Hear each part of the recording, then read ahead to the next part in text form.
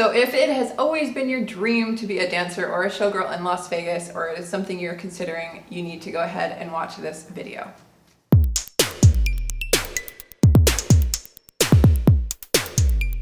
Hi friends, I'm Kelly O. Welcome to my channel. Today I will be discussing my advice for becoming a professional dancer or showgirl here in Las Vegas.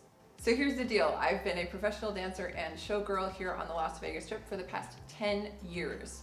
And now it is my turn to pass on everything that I've learned, my advice and my wisdom to you. Maybe you are a college dance student who is thinking of moving to Vegas, or you're currently working on a cruise ship and everybody's telling you to move to Las Vegas, or maybe you've just always had a dream of dropping everything, moving to Las Vegas and trying to make it as a dancer. I have pretty much run the gamut from burlesque to children's productions to large-scale productions to small productions to everything you can imagine. So I think I have a lot of experience and knowledge to share with you. If you are trying to be a professional dancer in Las Vegas, chances are you already have some dance training or you already are a professional dancer. And if that's the case, awesome. I don't want to completely discourage people that don't have any training or have very little dance training, because I do know a handful of people here that have made a career for themselves. They either had not very much dance training or no dance training at all. Those people are all natural movers. I'm just gonna go ahead and be straight with you. You're probably not gonna get a job in one of the more technically advanced dance shows, but you do have a chance at the very least being a go-go dancer in a nightclub, which does not require professional training. Or I even know some people that really worked hard at it and took some class and are able to be in shows with dance. So, you know, I don't want to discourage anyone from giving it a try, but definitely the majority of us have had extensive training and are professional. But what is a professional really? A professional just means you get paid to do it. So if you are looking to do that, watch this video. Okay, so the first thing you're going to want to do, you might even want to do this before you move to Las Vegas, and that is to get yourself an account with vegasauditions.com. Now, I am not sponsored by Vegas Auditions. They do not know I'm making this video, but 100% it's a really valuable resource if you are planning to audition in Las Vegas. It is the #1 source where auditions are posted. It's where anyone looking to cast a show or a project in Las Vegas posts their audition notices. And it's constantly being updated with new information and new auditions. So not every audition is posted there, but I would say most auditions are posted there. So I highly recommend signing up for a membership. I'm not sure how much it costs now, but I'm pretty sure it's under $100 for a whole year. And I'd say that's definitely worth it if you plan on auditioning. But not all auditions are posted on Vegas Auditions. Some of them are posted on Facebook, or they're just sent through text message chains, or they're just by invitation only, which leads me to my second piece of advice, which is to network. Network, network, network. I mentioned this in my last video, 5 things I learned as a Las Vegas showgirl, which I will link up here. But yes, networking is super important. I know that sounds kind of obvious and maybe it goes without saying, but it is everything in this industry, in this market. Vegas is a small town. It is a really small community of performers and everybody knows everybody. So the sooner you build those connections, the sooner you'll start getting work, you'll start getting references, you'll start getting audition notices or audition invitations that you might not have gotten if you weren't clued in and networked in. So right away, you should start building relationships with as many people as you can. So if you have any mutual friends that work in the industry in Las Vegas, any sort of relationships you could foster, definitely put some effort into doing that. And as soon as you start going to auditions, be friendly with your fellow dancers and performers, make connections, make friendships, add them on Facebook, follow them on Instagram, and reach out to people. I'm not trying to encourage you to be fake, because nobody likes fake people, but just generally take an interest in people. Try not to be shy. Go ahead and introduce yourself. You'd be amazed how quickly people will warm up to you. And dancers, as you probably already know, are super down-to-earth, awesome people, and they open up pretty quickly. So don't be afraid. Introduce yourself, get to know some people, make those introductions, and network, network, network. I promise you it will pay off. You never know, that girl next to you in the audition today might be holding a casting tomorrow, or the person working with you on a project today might be your boss tomorrow. You never know. Or even just friends will hear about auditions and pass them on to you. So again, if you don't have these relationships, you will not be in the know. Okay, So you've been working on networking and building relationships with people, and you find an audition on Vegas Auditions or maybe somewhere else that you really want to attend. What is the next thing that you need to do?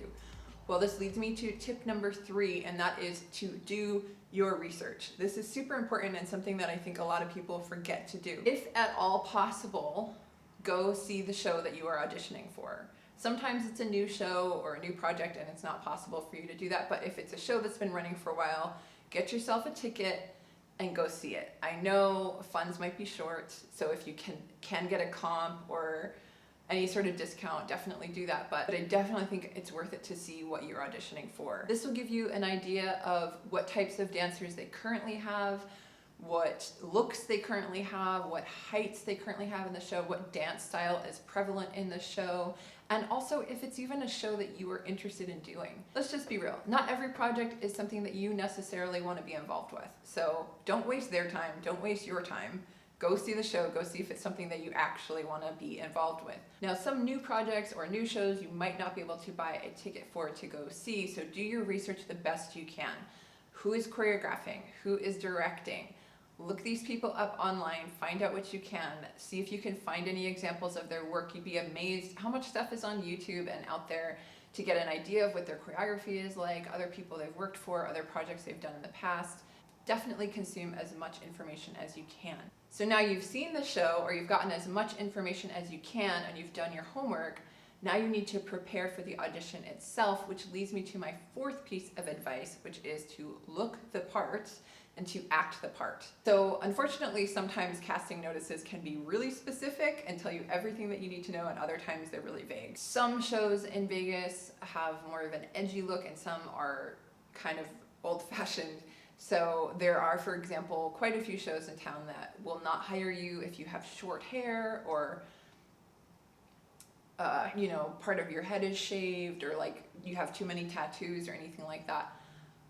I don't discourage you from auditioning for shows like that. I just want you to be informed before you show up, because those things are easily fixed. You could buy yourself a wig, or you could cover up your tattoos with makeup, and that might work for them. I actually know people that have gotten jobs with wigs where really underneath their wig they have a really edgy haircut or a shaved head or something like that, and the person casting doesn't mind as long as they wear the wig for the show. So know what you're auditioning for and look the part. So that might mean going out and getting yourself a wig or covering up your tattoos, but by the same token, it might be an edgy look. They might love tattoos, they might love an edgy haircut. Know what you're going for. So hopefully at this point you have sort of an idea of what they're looking for. And also what to wear. What is worn to auditions in Vegas, in my experience, generally speaking, is different from what is worn in New York City or LA. You don't see so much of like the leotards that you might see in New York. You don't see the super casual looks that I see a lot in LA. I would say Vegas is, a lot of times you're gonna see 2 pieces. Not all shows, but quite a few shows show more skin. So the casting directors, they wanna see your stomach. They want to know what you're going to look like in their costume. So they expect you to come to the audition probably in fishnets and very small briefs, even sometimes a G-string or small bottoms and some sort of bra top or crop top. I recommend wearing fishnets that match your skin tone, and then matching heels that match your skin tone, whatever that is for you. So that's just my basic suggestion for most Vegas auditions, but you never know. So always bring a change of clothes, always bring backup options, and always, always, always bring other shoes. So once you have your look picked out and put together, have an idea of what the vibe of the show is. Is this like a super smiley, upbeat show? Obviously, you're gonna wanna smile through the whole audition.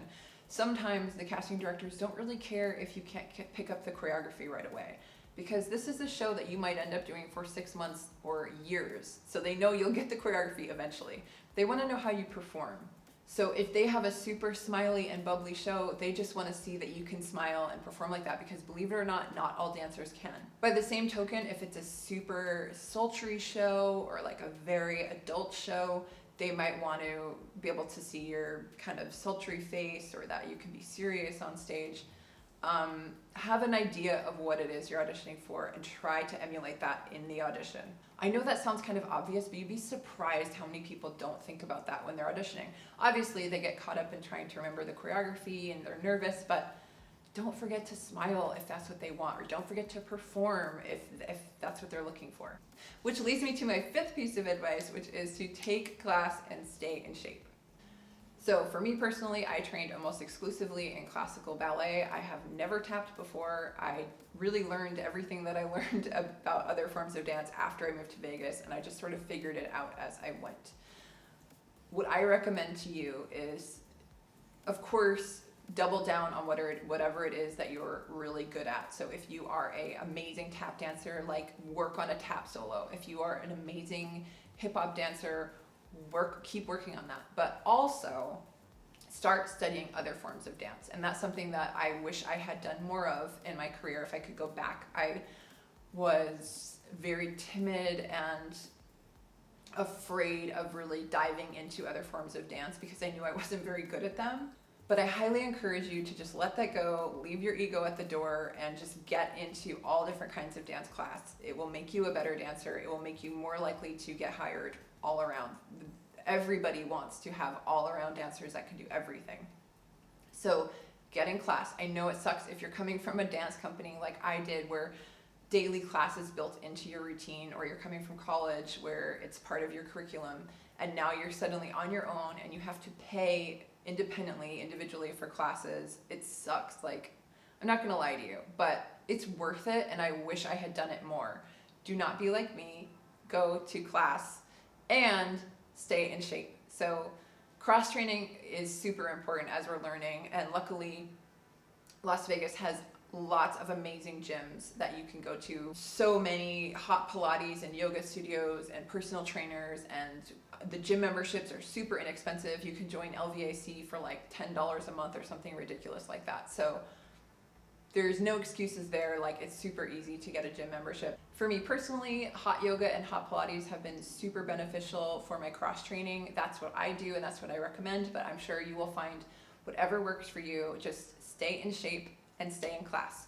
Okay, so you've been in Vegas, you're going to auditions, and if you're lucky, you might have been starting to book gigs. So whether that's through production companies or you're go-go dancing at a nightclub or whatever you're doing, you need to post it on social media. I know that sounds kind of corny, or we're getting to that point where people are just so sick of social media. I get it, but it's really important, and here's why. Casting directors, producers, choreographers, everyone that you need to network with, other dancers, everybody's on social media. Everyone's on Instagram and Facebook, and they are seeing what everyone is doing. So this community is really small, and we all know each other. And when you're booking gigs, when you're booking every gig, people can see that, and they go, oh, look at so-and-so, she's booking gigs left and right. That tells them that you are bookable. The more gigs you book, the more bookable you are. And you're posting photos in whatever costume you're wearing or whatever outfit they give you to wear, and you're looking stunning and in shape and put together. That makes people want to book you more. That, and of course your reputation and people saying that you're nice to work with and being responsible and reliable, also really important. But always post what you're doing on social media. I hate to tell you that. I know it's annoying, but it's just so valuable. Like, you'd be amazed. The more you post, the more work it begets. I was even offered a show off of Facebook Messenger. I had somebody that just had gotten a recommendation from someone else and then saw my page and saw what I'd been doing and was like, hey, they didn't offer me a job with sight unseen, but they were like, why don't you come in and like, we'll work a little bit and see if you're fit for the show. And I ended up working in that show for 2 years. So you never know. Post, and keep up to date with it. Always tag whatever production company or choreographer you're working with, any hairstylist, makeup artist, anybody, make sure you tag them in your posts, and that will continue to network you and continue to show the community that you are somebody that is booking work that should be booked. Okay, so we've covered all of the logistical piece of advice that I have for you when it comes to working in Las Vegas, but I wanted to touch on something that I don't think a lot of people talk about, or at least I don't hear a lot of dancers talk about, but it's something that's come up in my career quite a bit, and I really want to encourage you to think about, and that is to know when to walk away.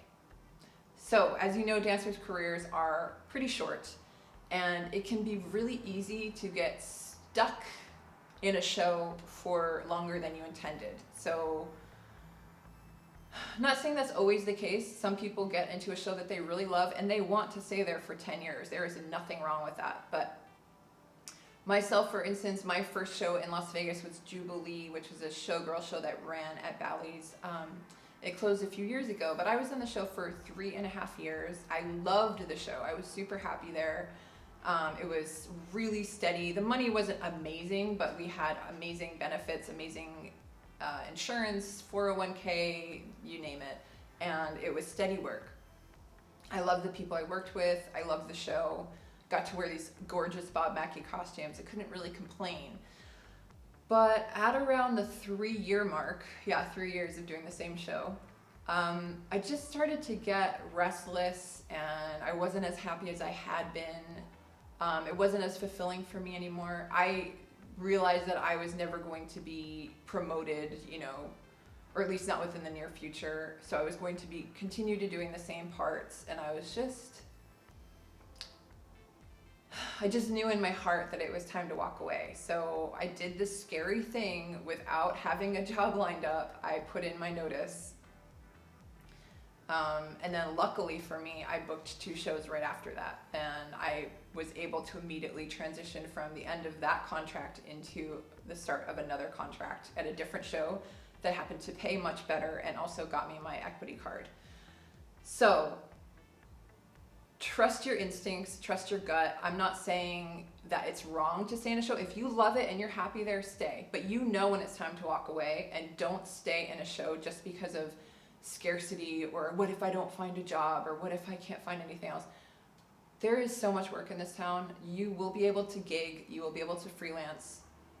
If you have to, you can get a job serving or working in a nightclub. You will be fine. But don't stay in a show or in a project just because you're afraid you won't find another job.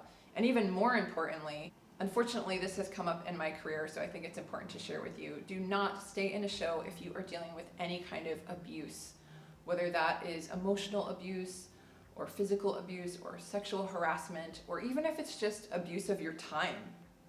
I worked for somebody that paid us when we were actually performing, the pay was good, but when we were in rehearsal, the pay was $600 a week, $10.99, and we worked 40 hours, sometimes more than 40 hours a week.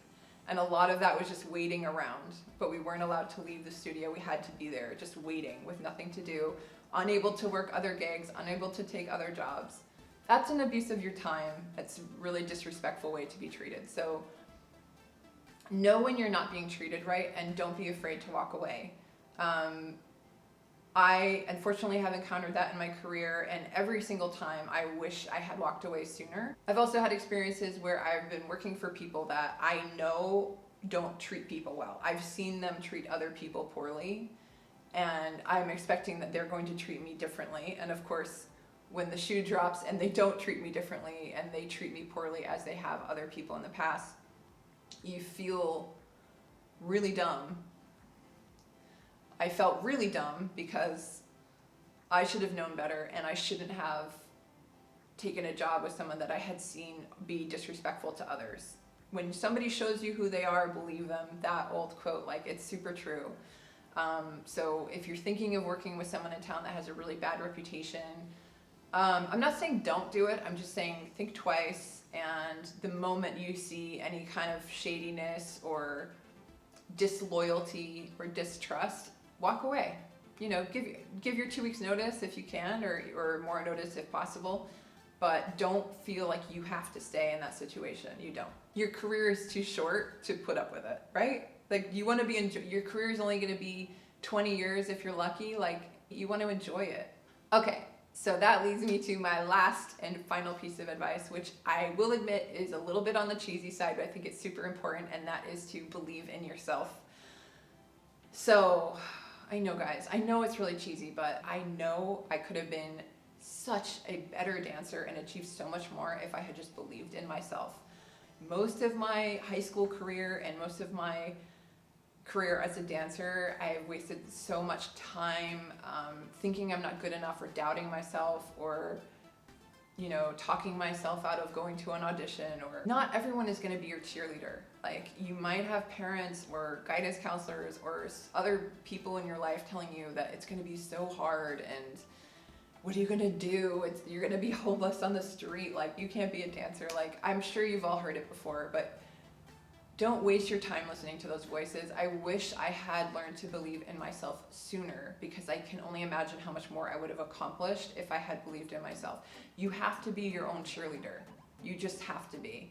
And if you keep working at yourself and taking class, like, that will go miles in your self-esteem, because you know you're working on your craft and you know that you're good at what you do.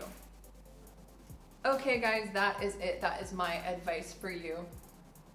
So one last thing I wanted to say is that this is also kind of cheesy, I'm sorry, but sometimes I find myself talking to a new dancer that just moved to town, and I always find myself giving them lots of advice. I don't know if it's always warranted, and maybe they don't really care what I have to say, but I genuinely do like helping people, because I wish there had been more people there giving me this advice when I was new to town, or when I was just starting out professional dancer. Not to say that there weren't some wonderful people that were there to support me, but it would have been nice to get a few more pointers. And I don't mind at all, because I think there's plenty of work to go around, and I think if somebody's a hard worker and a nice person, then they're gonna get exactly what they deserve. So I am more than happy to help you. If you have any questions at all, please do not hesitate. Put them in the comments below. I'm still a really small channel, so it shouldn't be a problem for me to answer all of your questions. Or you can follow me on Instagram, which I will put right here. And you can always ask me questions there, or send me a DM on Instagram, and I will do my best to get back to you. So if you're thinking to yourself, I didn't know professional dancers and showgirls could have braces, well, you would be correct. And I made a whole video explaining all about why I have braces, which I will link up here if you are curious to know why. Thank you guys so much for watching. If you found this video helpful at all, please go ahead and like the video, and also share it with anyone you think might find it useful. Also, please consider subscribing. It really helps out my channel, and it would mean the world to me. Thank you guys so much, and please don't forget to leave any questions you have in the comments. I'm happy to answer them, and I'll see you in the next video. There's tequila in here. I'm gonna wait for this motorcycle. And I'm gonna drink some tequila while I wait for this motorcycle.